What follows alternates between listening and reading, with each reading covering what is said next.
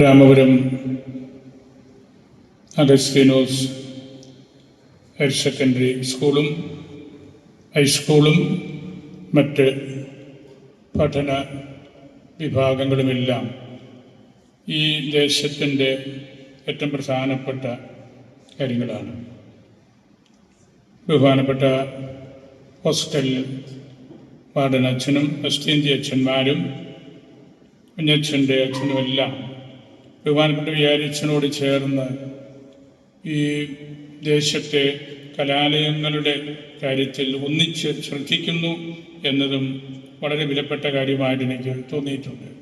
ഇവിടെ വരുമ്പോഴെല്ലാം അവരുടെ കൂട്ടായ ഒരു ഉത്തരവാദിത്വം ആണ് ഇവിടുത്തെ സ്കൂളുകളിലും കോളേജിലും സൺഡേ സ്കൂളിലുമെല്ലാം ഉള്ളതെന്ന് മനസ്സിലാക്കുമ്പോൾ നമുക്ക് എല്ലാവർക്കും അത് സന്തോഷത്തിൻ്റെ അവസരമാണ്.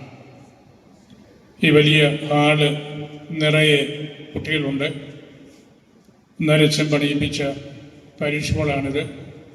ഇപ്പോഴത്തെ വികാരിയച്ഛൻ അതിനെ ഒന്ന് മോഡേണൈസ് ചെയ്തു. അങ്ങനെ നമുക്ക് ഇവരുടെ രണ്ടുപേരുടെയും വലിയ ആ ഒരു ചിന്തയുടെ ഫലമായിട്ടാണ് സമാധാനപരമായിട്ട് ഇവിടെ ഈ വലിയ ഹാളിൽ ആയിരിക്കാൻ സാധിക്കുന്നത്.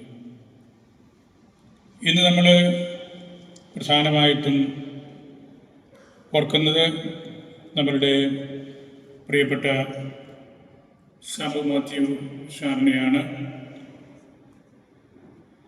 അദ്ദേഹം നമ്മോട് ഔദ്യോഗികമായിട്ട് യാത്ര പറയുമ്പോൾ അദ്ദേഹത്തിൻ്റെ സാന്നിധ്യവും പ്രവർത്തനങ്ങളും ഒരുപക്ഷെ മറ്റ് അധ്യാപകർക്ക് സാധിക്കുന്നതിന് അപ്പുറത്തേക്ക് വളരെ അധികം കാര്യങ്ങൾ ചെയ്യാനായിട്ട് സാറിന് സാധിച്ചു എന്നത് വളരെ പ്രധാനപ്പെട്ടൊരു കാര്യമാണ്. സാബു മാത്യു പ്രിൻസിപ്പല് വളരെ ഡിസിപ്ലിൻഡായ ഒരു വ്യക്തിയാണ്. സാമർഥ്യമുള്ള ആളാണ്. ആശയങ്ങളുള്ള ആളാണ്.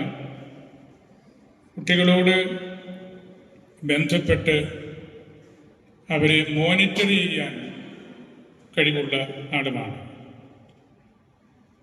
വിദ്യാഭ്യാസം നമ്മുടെ എല്ലാവരുടെയും മനസ്സിൻ്റെ ആഗ്രഹമാണ്. പൊതുവിദ്യാഭ്യാസം ഏത് ഗവൺമെൻറ്റും ശ്രദ്ധിക്കേണ്ടതുമാണ്. നമ്മെ സംബന്ധിച്ച് ഹയർ സെക്കൻഡറി ഉൾപ്പെടെയുള്ള മേഖല പൊതുവിദ്യാഭ്യാസത്തിൻ്റെ മേഖലയാണ്. നമ്മുടെ വികാരിയച്ഛൻ 7 വർഷങ്ങൾ രൂപതയിൽ അതിൻ്റെ മൊത്തം ചുമതല നോക്കിക്കൊണ്ട് ഇരുന്നയാളാണെന്ന് നമുക്കെല്ലാവർക്കും അറിയാമല്ലോ. വിദ്യാഭ്യാസത്തിലൂടെ നമ്മൾ നല്ല മിടുക്കന്മാരും മിടുക്കികളുമായിട്ട് മാറണം. എങ്കിലേ അതിന് അർത്ഥമുള്ളൂ. ഞാൻ 1-2 ചെറിയ ചിന്തകൾ നിങ്ങളോടൊന്ന് പറയുകയാണ്. വിദ്യാഭ്യാസം എന്നത് കോൺവെർസേഷൻ ബിറ്റ്വീൻ ജനറേഷൻസാണ്. തലമുറകളോടുള്ള വർത്തമാനം പറച്ചിലാണ്. നമ്മൾ 10ാം ക്ലാസ് പഠിക്കുമ്പോൾ, സോഷ്യൽ സയൻസ് പഠിക്കുമ്പോൾ നമ്മൾ നമ്മുടെ രാജ്യത്തെ മാത്രമല്ല യൂറോപ്പിലെയും അമേരിക്കയിലെയും ബ്രസീലിലെയും ഒക്കെ കാലാവസ്ഥ, നദികൾ, ആളുകൾ, കൃഷികൾ തുടങ്ങിയ കാര്യങ്ങളെക്കുറിച്ചെല്ലാം പഠിപ്പിക്കും. ഞാൻ ജർമ്മനിയിൽ റോമിൽ പഠിക്കുന്ന കാലത്ത് വെക്കേഷന് പള്ളികളിൽ പോകുമ്പോൾ ജർമ്മനിയെക്കുറിച്ചുള്ള കാര്യങ്ങൾ പറയുമ്പോൾ അവരത്ഭുതപ്പെടുമായിരുന്നു. നിങ്ങൾ എങ്ങനെയാണ് ഈ ജർമ്മനിയെക്കുറിച്ച്, ഇവിടുത്തെ കൃഷിക്കാരെക്കുറിച്ച്, നദികളെക്കുറിച്ച്, കാലാവസ്ഥയെക്കുറിച്ചൊക്കെ പറയാൻ സാധിക്കുന്നത്? അപ്പോൾ ഞാൻ പറഞ്ഞു, ഞങ്ങളുടെ സോഷ്യൽ സ്റ്റഡീസിൽ ഞങ്ങളുടെ വിദ്യാഭ്യാസം സമഗ്രമായിട്ടുള്ളൊരു പാഠ്യപദ്ധതിയാണ്. ലോകചരിത്രം ഞങ്ങൾ കുട്ടികളായിരിക്കുമ്പോൾ തന്നെ പഠിക്കുന്നുണ്ട്. അതുകൊണ്ട് നമുക്ക് നല്ല പൊതുവിജ്ഞാനം കിട്ടും. ആ പൊതുവിജ്ഞാനം നമുക്ക് ഏതെങ്കിലും ഒരു പ്രത്യേക വിഷയം എന്നതിനേക്കാൾ കൂടുതൽ ധാർമ്മികമായിട്ടുള്ള കാര്യങ്ങളിലേക്ക് നമ്മെ എത്തിക്കുന്നു. ഗാന്ധിജി പറഞ്ഞിട്ടുണ്ട് 7 തിന്മകൾ ലോകത്തിലുണ്ട്. അതിൽ നിന്ന് ഒന്ന് മോചനം നേടാൻ സാധിച്ചാൽ നമുക്ക് നല്ല വിദ്യാഭ്യാസമാണ്. അത് തന്നെ ഞാൻ ആ 7 തിന്മകളൊന്ന് പറയാം. 1, വെൽത്ത് വിത്തൗട്ട് വർക്ക്, ജോലി ചെയ്യാതെ പണം സമ്പാദിക്കുക. അതാണ് ഒന്നാമത്തെ പാപം. 2, പ്ലഷർ വിത്തൗട്ട് കോൺഷ്യൻസ്, മനസാക്ഷിക്ക് വിരുദ്ധമായിട്ടുള്ള സന്തോഷങ്ങൾ അനുഭവിക്കുക. 3, നോളജ് വിത്തൗട്ട് ക്യാരക്ടർ, നല്ല കുലീനത്വം ഇല്ലാത്ത മേഖലകളിലെ വിജ്ഞാനം, അറിവ് എന്ന് പറയുന്നത് പാപമാണ്. 4, കോമേഴ്സ് വിത്തൗട്ട് മൊറാലിറ്റി, ധാർമ്മികതയില്ലാത്ത കച്ചവടം. ഒരു തീപ്പെട്ടി കൊടുത്തിട്ട് 500 രൂപ വേണം എന്ന് പറഞ്ഞാൽ കോമേഴ്സ് വിത്തൗട്ട് മൊറാലിറ്റി, ധാർമ്മികതയില്ലാത്ത കച്ചവടമാണ്. 5-ാമത്തേത് സയൻസ് വിതൗട്ട് ഹ്യൂമാനിറ്റി, മനുഷ്യനെ പരിഗണനയിൽ എടുക്കാത്ത ശാസ്ത്രം. ഇപ്പം നമ്മൾ AI കാലഘട്ടത്തിലാണ്, ആർട്ടിഫിഷ്യൽ ഇൻ്റലിജൻസ്. 6-ാമത്തേത് റിലിജിയൻ വിതൗട്ട് സാക്രിഫൈസ്, നമുക്കൊരു ബലിയർപ്പിക്കാൻ, വിട്ടുകൊടുക്കാൻ മനസ്സില്ലാതെ നമ്മൾ ഇന്ന മതത്തിലെ ആളാണ് എന്ന് പറയുന്നതിൽ അർത്ഥമില്ല, പാപമാണ്. Religion without sacrifice. അവസാനത്തേത് പോളിറ്റിക്സ് വിതൗട്ട് പ്രിൻസിപ്പിൾസ്, തത്വദീക്ഷയില്ലാത്ത രാഷ്ട്രീയ ഇടപെടലുകൾ. ഈ 7 പാപങ്ങളിൽ നിന്ന് നമുക്ക് മോചനം കിട്ടിയാൽ നല്ല വിദ്യാഭ്യാസമാണ്, സമഗ്രതയുള്ള വിദ്യാഭ്യാസമാണ്. നമ്മളെ എല്ലാവരും അംഗീകരിക്കും, നമുക്ക് നല്ല ക്യാരക്ടർ ഉണ്ടാകും, നല്ല സാമ്പത്തികമായിട്ടുള്ള മാനേജ്മെൻറ്റിനോട് ബന്ധപ്പെട്ട കാര്യങ്ങളൊക്കെ പഠിക്കും, ശുദ്ധ മനസാക്ഷിയുള്ളവരായിരിക്കും, പ്രാർത്ഥിക്കുന്നവരായിരിക്കും, ദൈവവിചാരമുള്ളവരായിരിക്കും. അങ്ങനെയുള്ള ഒരു വിദ്യാഭ്യാസമാണ് നമുക്ക് വേണ്ടത്. ഈ അഗസ്റ്റീനോസ് പാരമ്പര്യം അത് വലിയൊരു ട്രഡീഷനാണ്. അതിനോട് ബന്ധപ്പെട്ട് നിൽക്കുമ്പോൾ നമുക്കത് കൂടുതലും ഉത്തരവാദിത്വപൂർവം ചെയ്യാൻ നമ്മൾ കടപ്പെട്ടവരാണ്. നമ്മുടെ ചിന്തകളെല്ലാം പള്ളിയോട് ചേർന്ന് പള്ളിക്കൂടം. എന്താണ് അതിൻ്റെ അർത്ഥം? പള്ളിയിൽ നമ്മൾ ദൈവത്തെക്കുറിച്ച് പറയുന്നു, ആത്മീയതയെക്കുറിച്ച് പറയുന്നു. പള്ളിക്കൂടത്തിൽ നമ്മൾ നിരീശ്വരത്വം പഠിപ്പിക്കുന്നു, അല്ലെങ്കിൽ അധാർമികമായ കാര്യങ്ങളെക്കുറിച്ച് പഠിപ്പിക്കുന്നു. അത് തെറ്റാണ്. പള്ളിയോട് ചേർന്ന് പള്ളിക്കൂടം, കെട്ടിടത്തിൻ്റെ അടുപ്പം വെച്ചല്ല. പള്ളിയിൽ നമ്മൾ എന്ത് കൊടുക്കുന്നുവോ അതിനോട് ചേർന്ന് പോകുന്ന കാര്യങ്ങളായിരിക്കണം പള്ളിക്കൂടത്തിൽ കൊടുക്കുമ്പോഴും. നമ്മൾ AI പഠിപ്പിക്കുമ്പോഴും അല്ലെങ്കിൽ കെമിസ്ട്രി പഠിപ്പിക്കുമ്പോഴും ഇതിൻ്റെ എല്ലാം നിയന്ത്രിക്കുന്ന ദൈവമുണ്ടെന്നും ആ ദൈവവിചാരത്തിൽ നമ്മൾ വളരണമെന്നും നമ്മൾ പഠിപ്പിക്കുമ്പോഴാണ് നമുക്ക് വിദ്യാഭ്യാസത്തിൻ്റെ പൂർണ്ണതയിലേക്ക് വരാനായിട്ട് സാധിക്കുന്നത്. പള്ളിയോട് ചേർന്ന് പള്ളിക്കൂടങ്ങൾ വേണമെന്ന് ചാവറപ്പുണ്ണിമാനെ പോലുള്ള ആളുകൾ പറയുന്നതിൻ്റെ അർത്ഥവും നമ്മളും ഈ രൂപതയിൽ എത്രയോ സ്കൂളുകളുണ്ട് പള്ളിയോട് ചേർന്നാണ്.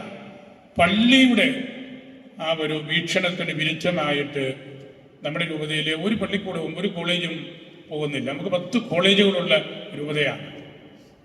അതുകൊണ്ട് വിദ്യാഭ്യാസത്തെ നമ്മൾ മനസ്സ് തുറന്ന് കാണുകയും മനസ്സിലാക്കുകയും ചെയ്യേണ്ട ഒരു കാലഘട്ടത്തിലാണ് നമ്മൾ ജീവിക്കുന്നത്. Education is an activity which is necessary not only for social progress but for moral, political and economic development. Gandhiji പറഞ്ഞ കാര്യമാണ്. Education is an activity which is necessary, അത്യാവശ്യമായിട്ടുള്ളതാണ്.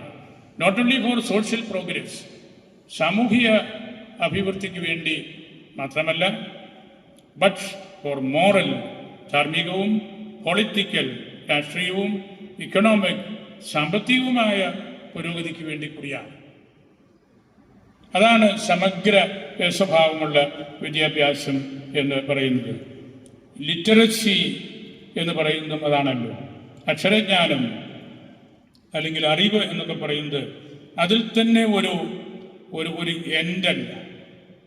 നമ്മൾ അക്ഷരം പഠിക്കുന്നതിന് വേണ്ടിയാണ്. അത് വായിച്ച് പഠിച്ച് അത് പ്രതിനിധാനം ചെയ്യുന്ന കാര്യങ്ങളിലേക്ക് നമുക്ക് ഇറങ്ങി ചെല്ലാൻ വേണ്ടിയാണ്. ഗാന്ധിജി നമ്മളോട് വിദ്യാഭ്യാസത്തെക്കുറിച്ച് പറയുമ്പോൾ എല്ലാം ആവർത്തിച്ച കാര്യം all round development of A student. ഒരു കുട്ടിയെ കയ്യിൽ കിട്ടിയാൽ അവനെ നല്ല മിടുക്കനായിട്ട് തിരിച്ചു കൊടുക്കുക. അതാണ് ഗാന്ധി പറയുന്ന വിദ്യാഭ്യാസം. പള്ളിക്കൂടത്തിലേക്ക് ഒരു കുഞ്ഞ് വരുന്നത് ഒരുപാട് വേദനിച്ചാണ്.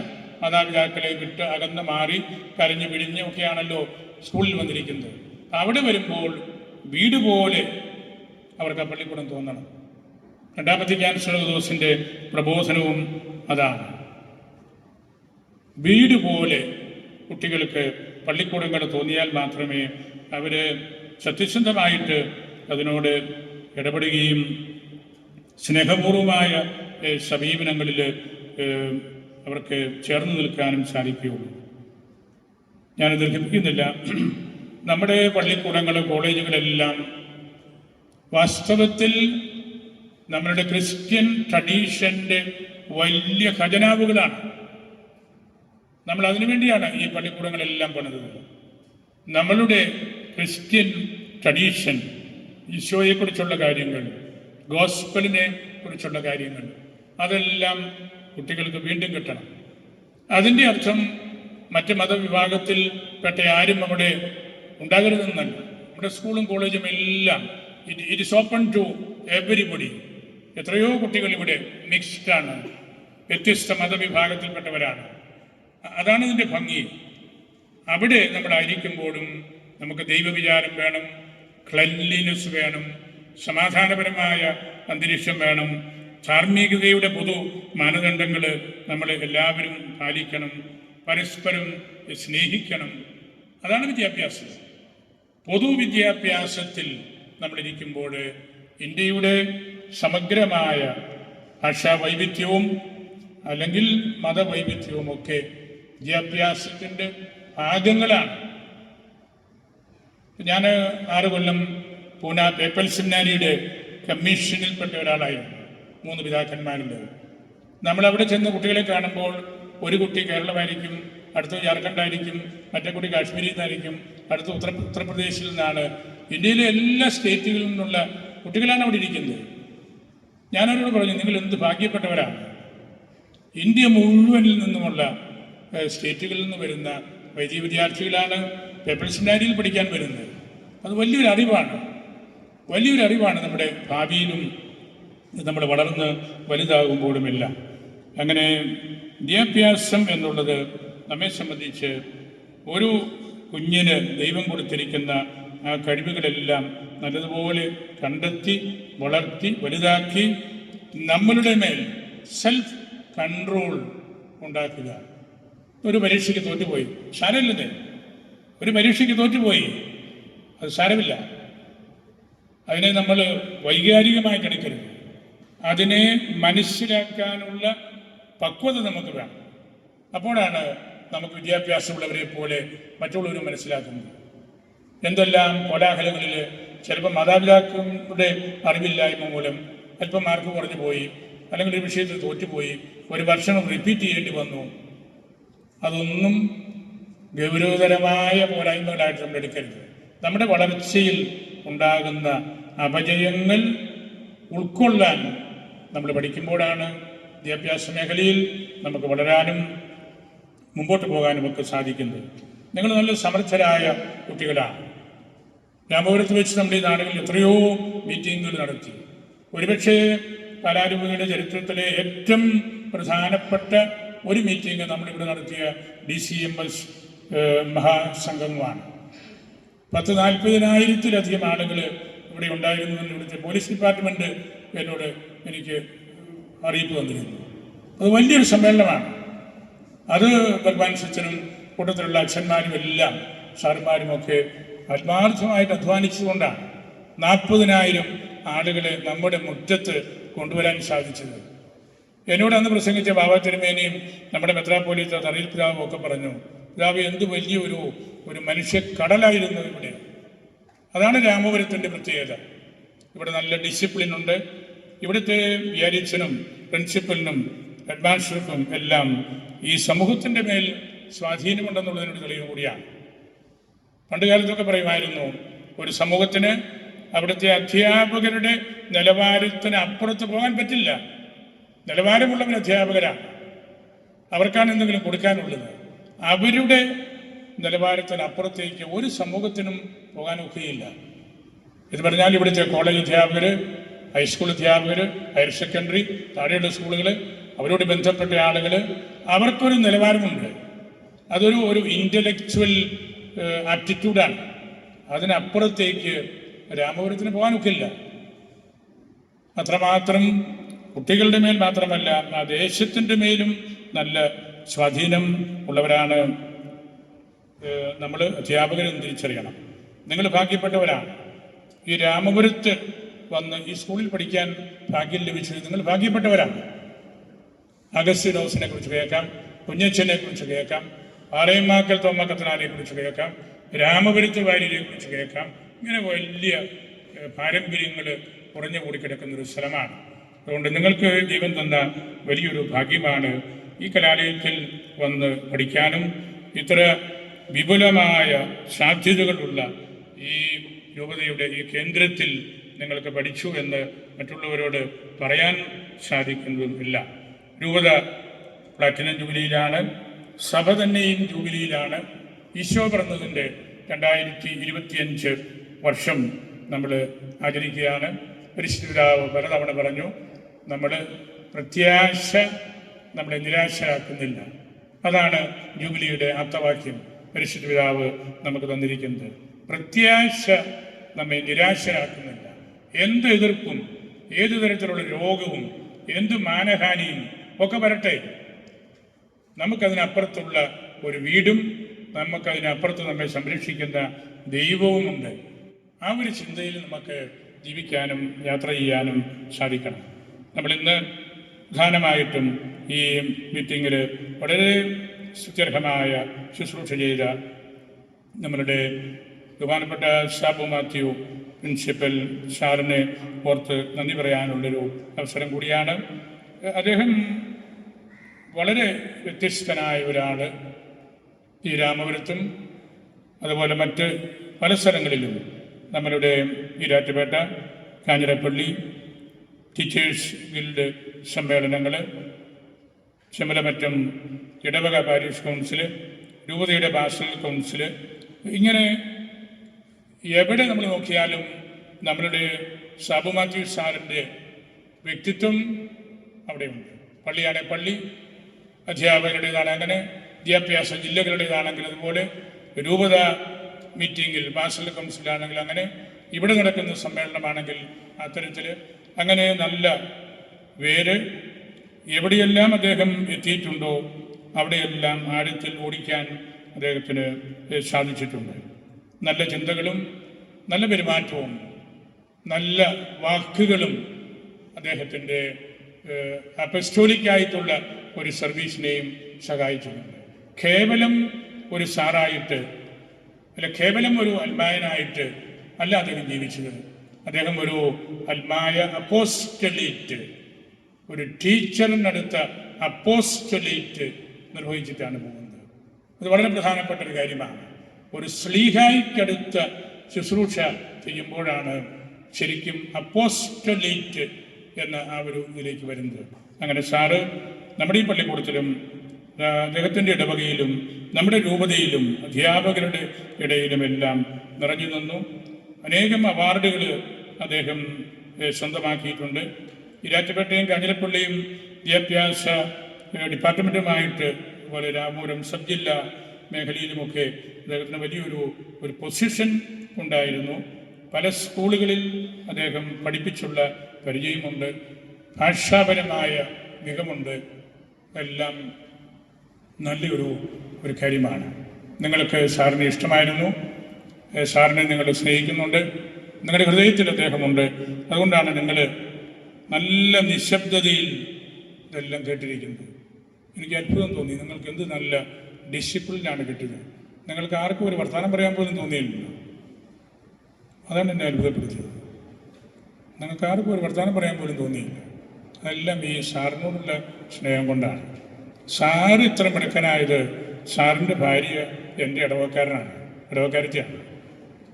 അതുകൊണ്ടാണ് സാർ ഇത്ര നല്ല മിടുക്കനായിട്ട് ജീവിക്കുന്നത്. നല്ലൊരു തറവാട്.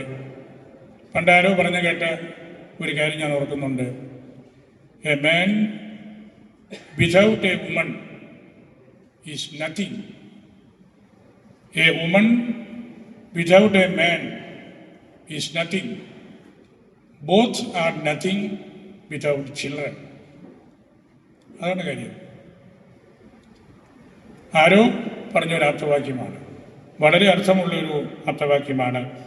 നല്ലൊരു കുടുംബം നല്ലപോലെ പ്രാർത്ഥിക്കുന്നു, ജനസമ്മതിയുള്ള വീടാണ്. അത് സാറിൻ്റെ മാത്രം കാര്യം കൊണ്ടല്ല, ആ വീടിൻ്റെ മെമ്പേഴ്സായിട്ടുള്ള എല്ലാവരും സ്നേഹത്തിലും ഐക്യത്തിലും ജീവിക്കുന്നുകൊണ്ടാണ്. ഞാൻ എൻ്റെ വാക്കുകൾ സംഭരിക്കട്ടെ. നിങ്ങളെ സ്നേഹത്തോടെ ഓർക്കുന്നു. സാറിനെ ഞങ്ങളുടെ ഹൃദയത്തിൽ സൂക്ഷിക്കുന്നു. സാറ് നൽകിയ എല്ലാ ശുശ്രൂഷകൾക്കും രൂപതയുടെ നാമത്തിൽ ഞാൻ നന്ദി പറയുന്നു. നിങ്ങളെല്ലാവരെയും വാഴ്ത്തപ്പെട്ട കുഞ്ഞച്ചന് സമർപ്പിച്ച് എൻ്റെ വാക്കുകൾ ഉപസംഹരിക്കുന്നു.